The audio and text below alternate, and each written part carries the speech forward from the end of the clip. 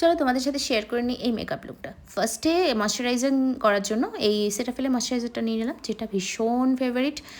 আর দেন নিলাম এই সেরামটা। এই সেরামটা যদি জানতে চাও আমাকে কমেন্ট করো কোন সেরাম এটা, একটু ডিউই ফিনিশ দেবে। দেন একটা স্ট্রব ক্রিম নিয়ে আমি চলে গেলাম কনসিলিং করতে। যে চোখের নিচে ডার্ক প্যাচেসগুলো, স্পটসগুলো আছে সেগুলোকে অল্প অল্প ঢেকে নিলাম।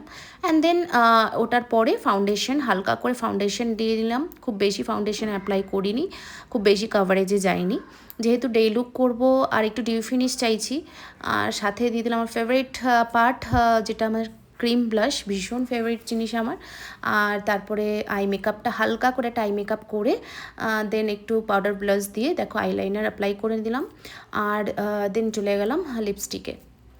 খুব তাড়াতাড়ি করে মেকআপটা কমপ্লিট করতে হতো, তাই খুব বেশি টাইম পাইনি। তো দেন একটু লিপ গ্লস লাগিয়ে নিলাম। দেখো আমি কিন্তু অলমোস্ট রেডি। এবার ইয়াররিংস আর ফাইনালি সেটিং স্প্রে, একদম পুরোপুরি রেডি আমি। মুখে দেখছো অলরেডি গ্লোটা এসছে।